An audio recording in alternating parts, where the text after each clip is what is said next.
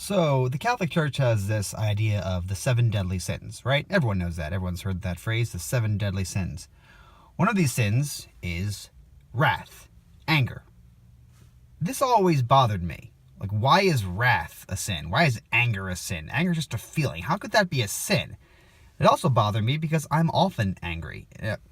Some of you from watching these videos might get the impression that I'm a calm person or that I'm an easygoing,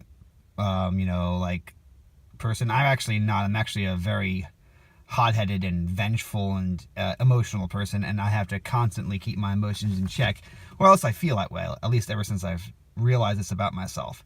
But wrath, I understand that, and I get wrathful all the time. And guess what?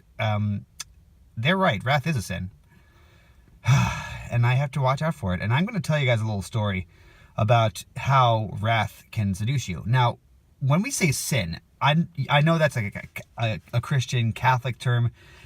Don't think that doesn't apply to everybody, though.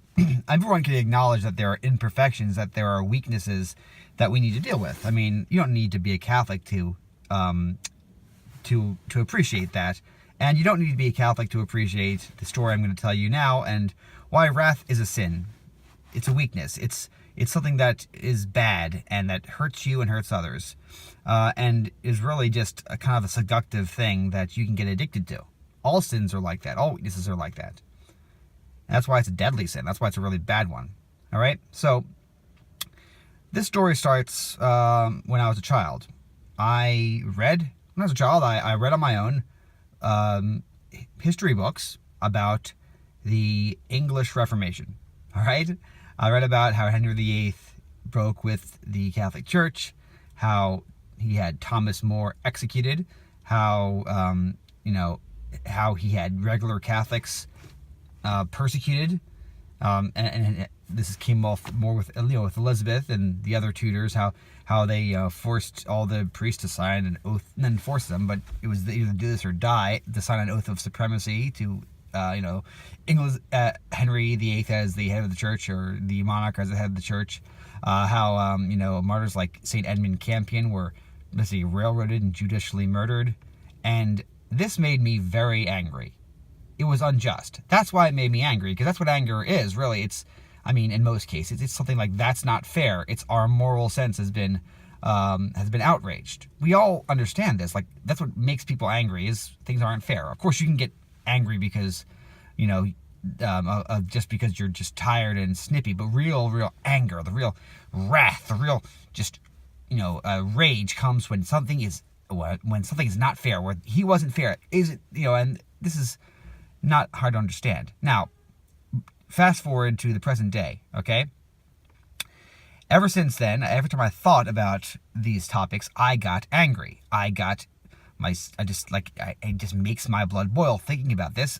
It left a really strong impression. However, just to keep this in mind, all the people who were involved in this topic are now dead. It happened hundreds of years ago, but I'm still getting angry over it. So already you see there's a problem here, okay? Because there's no use to my anger.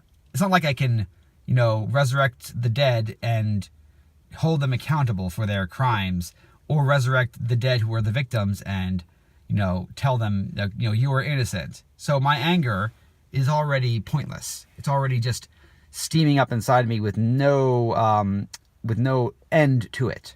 Meaning, like, there's no purpose to it. There's no meaning to it, this anger.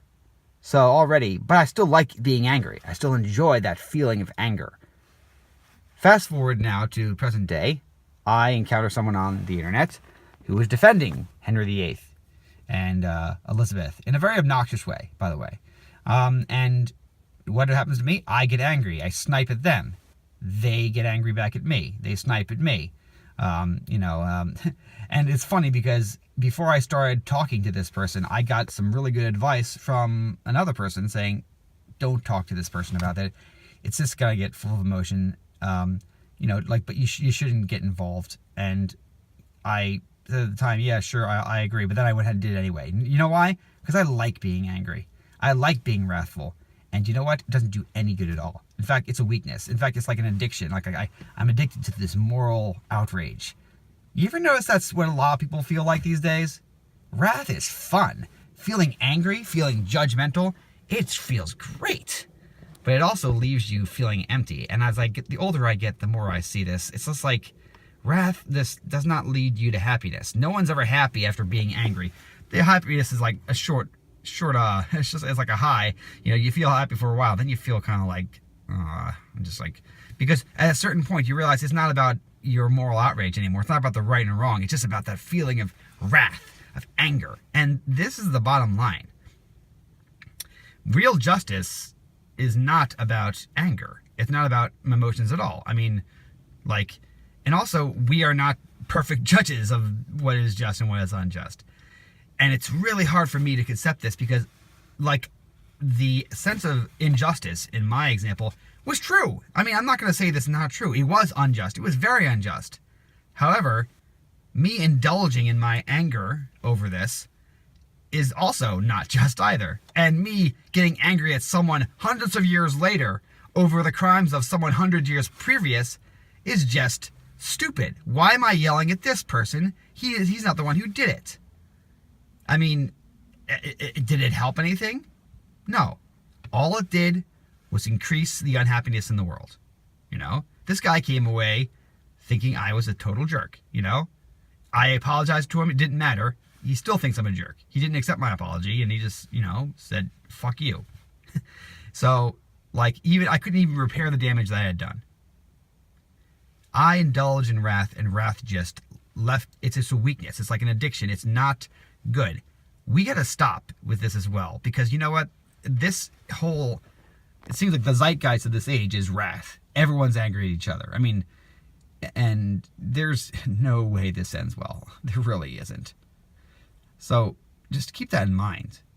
Yeah, there's injustice in the world, but that doesn't give you an excuse to indulge in just constant, hyperactive, you know, frothing at the mouth, steam coming out of your ears anger. It's not going to end well. It's not going to end with justice either. If you like this video, please subscribe to my channel.